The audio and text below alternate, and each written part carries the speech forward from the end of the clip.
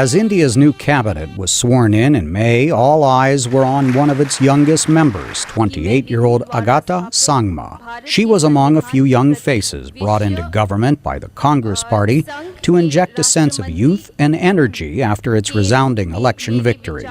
Another is 31-year-old Sachin Pilot, the newly appointed Junior Minister for Communications and Technology. His late father, Rajesh, was also a cabinet minister.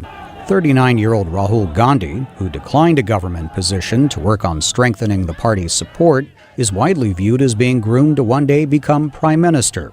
What all three have in common is that they come from political families, though not in each case traditionally prominent.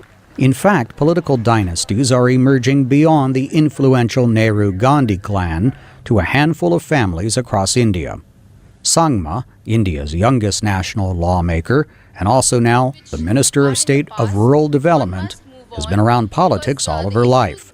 Her father, P.A. Sangma, is a career politician who rose to become Speaker of the more powerful lower house of Parliament. His daughter admits being perplexed about how to address elders in the ministry who are now her underlings. I have grown up with some people who are now still part of this ministry, and many a times I'm confused. Should I call them uncle or should I call them Mr. So-and-so?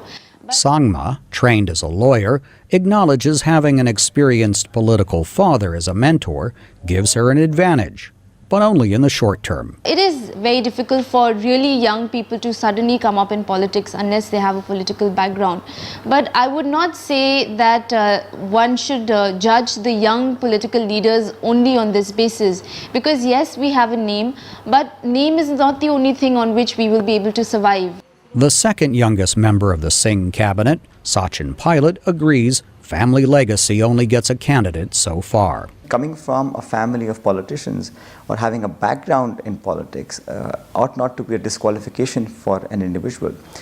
When an individual contests an election and there are about 2 million people who elect that individual back to parliament, we respect that collective wisdom of that electorate, which is 2 million strong. Pilot believes Rahul Gandhi's performance in this year's national election elevated his stature, but he cautions there are no guarantees that the youthful Congress Party figure will become prime minister. So I think the abilities are there. He has the potential, and it's very clear that he has been the star campaigner for the Congress Party in translating that effort into victory. Rahul's mother, Sonia Gandhi, the Italian-born widow of former Prime Minister Rajiv Gandhi, remains the Congress Party kingmaker. Rahul is now focusing on building the party's grassroots and trying to lure additional young activists into the political mainstream, including those from disparate backgrounds. The Pilot family is from the Hindu Gujar clan, traditionally shepherds and considered a disadvantaged community. The Sangmas, who are Catholics, hail from a tribal village in the state of Meghalaya, part of the distant and underdeveloped northeast region. We feel neglected. We feel that we are not accepted in the country as part of mainstream India. And this is not something that is only the responsibility of the political leaders. The entire society has to evolve and understand that we, at the end of the day, are very integrally part of the same country. That is a refrain uttered frequently here in the world's largest democracy.